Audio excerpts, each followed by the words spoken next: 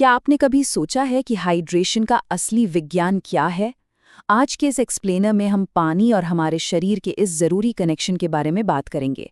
पुराने मिथ्स को तोड़ेंगे और हाइड्रेशन स्पेक्ट्रम की सच्चाई को समझेंगे। तो चलिए बिना किसी देरी के शुरू करते हैं।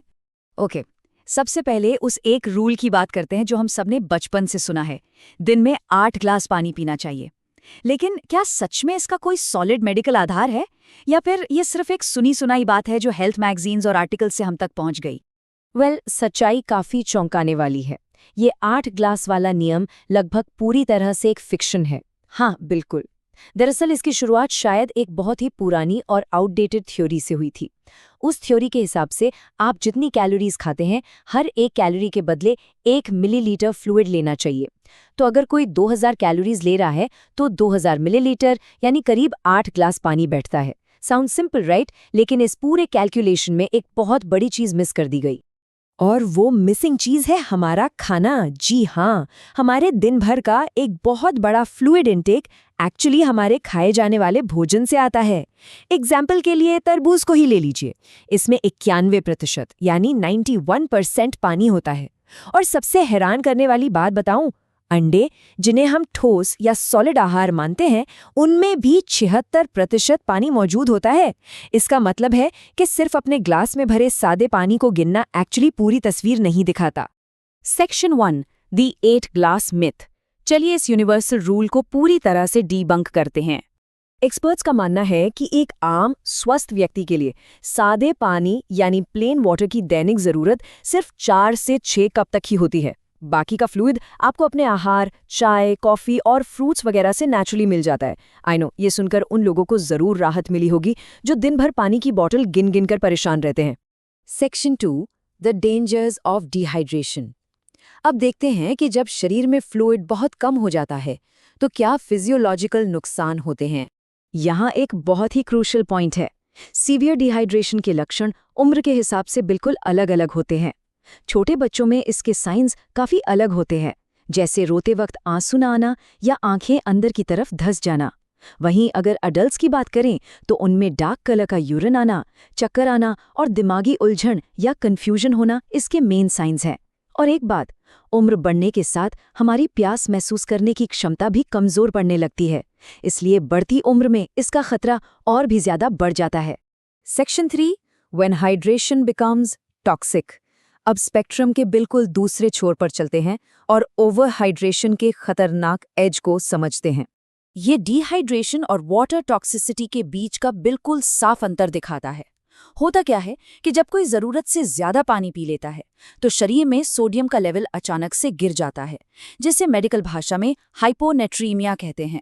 इसके वार्निंग साइंस में बिल्कुल रंगीन या कलरलेस यूरिन आना, नौजिया फील होना और सबसे खतरनाक, दिमाग में सूजन आना शामिल है। और दिमाग की सूजन एक बेहद जानलेवा स्थिति पैदा कर सकती है।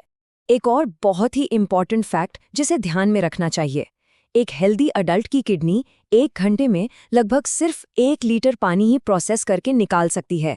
इसीलिए मैराथन रनर्स या इंड्योरेंस एथलीट्स इस वाटर टॉक्सिसिटी के सबसे ज्यादा शिकार हो सकते हैं।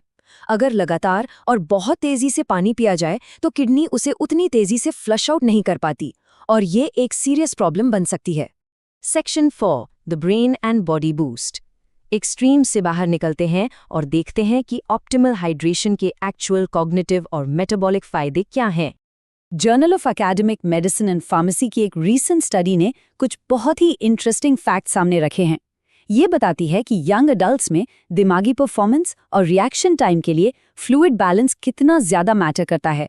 ये कोई हवा में की गई बातें नहीं है, बल्कि ठोस डेटा है जो साबित करता है कि सही हाइड्रेशन दिमाग के काम करने के पूरे तरीके को बूस्ट कर सकता है।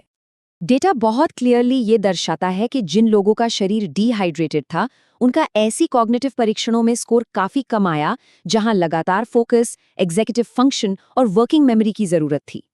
डिजिट स्पैन और स्ट्रूप टेस्ट जैसे पैरामीटर्स में उनका परफॉर्मेंस गिरा हुआ था। इसका सीधा सा मतलब ये है कि दिमाग को अपनी पूरी ताकत से चलने के लिए प्रॉपर फ्लूइड की सख्त जरूरत होती है। और ये आंकड़ा तो सच में चौंकाने वाला है। स्टडी में देखा गया कि सिर्फ हल्की सी फ्लूइड की कमी से भी हमारे न्यूरोमोटर रिएक्शन टाइम्स यानी किसी भी चीज पर रिएक्ट करने की स्पीड में 12 से 18% तक की देरी हो जाती है।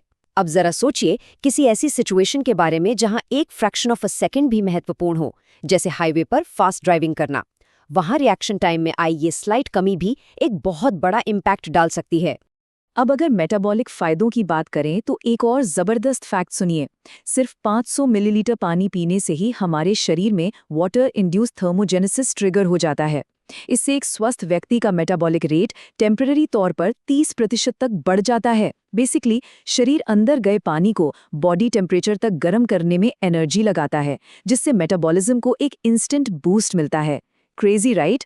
Section 5 finding the hydration sweet spot. तो आखिर हम अपने दैनिक फ्लूइड इंटेक के लिए अपना पर्सनल गोल्डीलॉक्स जोन यानी सही मात्रा कैसे ढूंढें? देखिए, एक रफ एस्टिमेट के तौर पर सभी सोर्सेज को मिलाकर मर्दों को लगभग 125 आउंस और औरतों को 91 आउंस टोटल पानी की डेली जरूरत होती है। पर यहाँ ध्यान देने वाली सबसे बड़ी बात यह है कि इस टोटल मात्रा में आपके खाने और अंदर चल रहे मेटाबॉलिक प्रोसेसेस से बनने वाला पानी भी शामिल है। तो आपको लिटरली ये पूरा टारगेट सिर्फ ग्लास से पीने की जरूरत नहीं है। अल्टीमेटली हर इंसान की हाइड्रेशन जरूरत बिल्कुल डायनामिक होती है। ये बहुत से फैक्टर्स पर डिपेंड करती है, जैसे कि आपके आसपास का टेम्परेचर कैसा है, आप दिन भर में कितनी फिजिकल एक्टिविटी करते हैं, आपकी एज क्या है, क्योंकि उम्र के साथ प्यास का एहसास कम हो जाता है, और हाँ, स्पेसिफिक दवाइयाँ जो फ्लूइड बैलेंस को अफेक्ट कर सकती हैं। बॉटम लाइन ये है कि कोई एक यूनिवर्सल रूल सब पर फिट नहीं बैठता। तो अब जब हाइड्रेशन स्पेक्ट्रम का ये एक्चुअल साइंस हमारे सामने है, तो सबसे बड़ा सवाल ये बचता है, दिमाग की स्पीड और ओवरऑल हेल्थ को बेहतर बनाने के इस नए दृष्टिकोण के आधार पर आज से आपकी डेली फ्लूइड हैबिट्स में क्या बदलाव आने वाला है? ये एक ऐसी चीज़ है जिस पर ध्यान देना डेफिनेटली आपकी हेल्थ के लिए एक गेम चेंजर साबित हो सकता है।